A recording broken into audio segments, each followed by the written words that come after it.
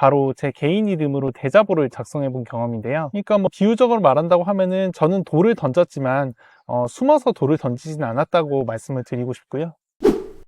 안녕하세요, 김용현입니다. 오늘은 인천 시청자 미디어 센터라는 곳에 볼 일이 있어가지고 거기 갔다가 바로 옆에 있는 미추홀공원에 왔습니다. 미추홀공원은 송도에 있는 공원이고요. 제가 직장 생활할 때 자주 왔던 공원입니다. 제가 대학생 때 경험들 중에서 아마 거의 많은 사람들이 하지 않았을 법한 경험을 좀 소개해 드리면서 말씀을 드리려고 합니다. 대학생 때 생각을 해보면은 여러 행사도 있고 공부도 하고 전에 만날 수 없었던 친구들도 만나고 되게 좋은 기억이기도 하고 또 취업 준비도 해야 되고 해서 바쁜 기억이기도 한데요. 제가 대학생 때 했던 경험들 중에 가장 기억에 남는 것 중에 하나는 바로 제 개인 이름으로 대자보를 작성해 본 경험인데요. 대학생 여러분들은 대자보 혹시 자세히 본 적 있으신가요?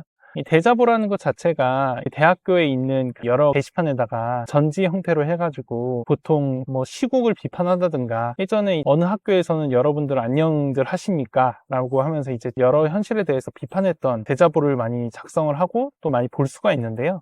보통 그런 대자보들 보면은 익명이거나 아니면은 익명이 아니더라도 어떠한 단체를 대표해서 쓰는 경우가 많아요. 저는 제 이름을 다 넣어가지고 대자보를 작성한 경험이 있습니다. 그때 대자보의 내용은 당시에 총학생회의 운영에 대해서 제가 문제점이 있다고 생각을 해가지고 문제점에 대해서 제가 비판을 하고 요청하는 내용에 대해서 대자보를 작성을 했던 거고요. 대자보 내용을 지금 공개하기엔 제가 부끄럽고 혹시나 영상을 보시는 분들 중에 서울대학교 학생이 있으시면은 학내 커뮤니티 중에 스누라이프라고 있어요. 스누라이프의 2016년도 글을 찾아보시면은 제 대자보 글을 여러 건 찾아보실 수 있을 겁니다. 저는 학교 구석구석에다가 청테이프로 하나하나 붙여가면서 했던 경험이 있고요. 그리고 오프라인으로 보기 어려울 수도 있을 것 같아서 학내 커뮤니티에도 글을 올렸던 경험이 있습니다. 결국에는 요즘 말로 하면은 저격인데 저격이라고 한다고 하면은 얼굴을 안 보이거나 익명으로 하는 저격도 있고 이제 얼굴을 보이고 하는 저격도 있는데요. 저는 그런 거를 대자보 형식으로 했다고 생각을 하시면 됩니다. 그러니까 비유적으로 말한다고 하면은 저는 돌을 던졌지만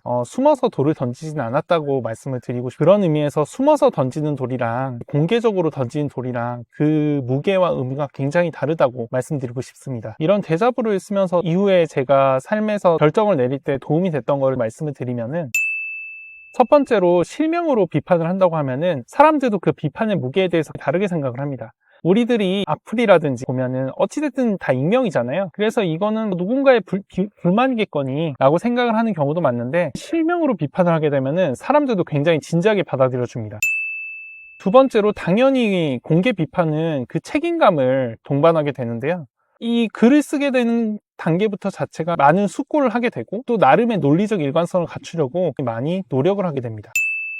셋째로는 저는 대자보를 작성했다는 게 결국에는 제가 대학생 때 했던 거잖아요.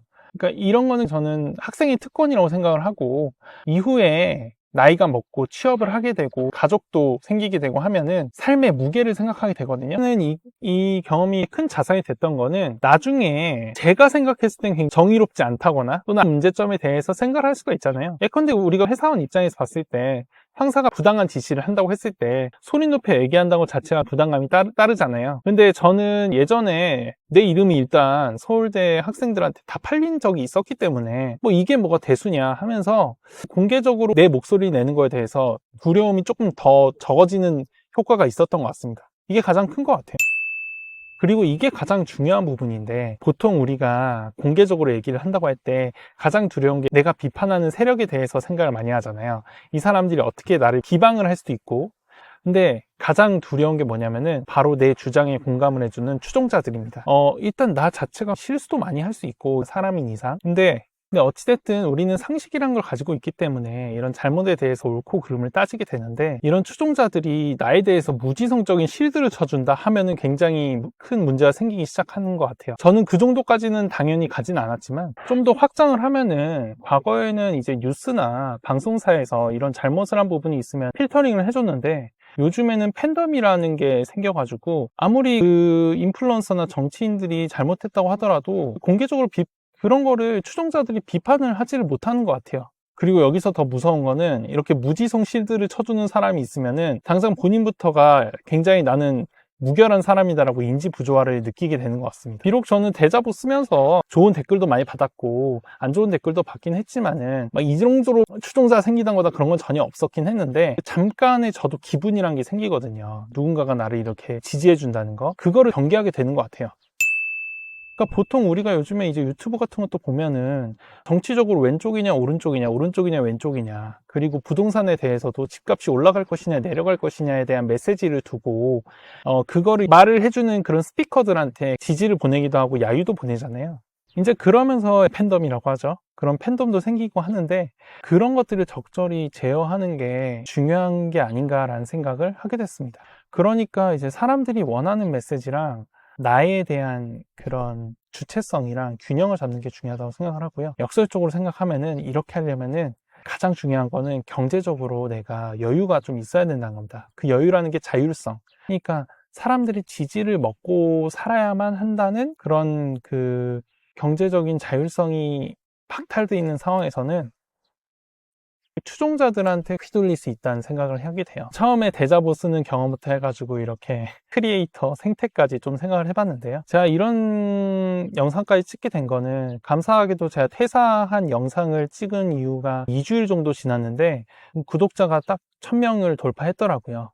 구독자 1000명을 돌파하는 게 어려운 거를 저도 알고 있기 때문에 우선은 다시 한번 감사드리고요.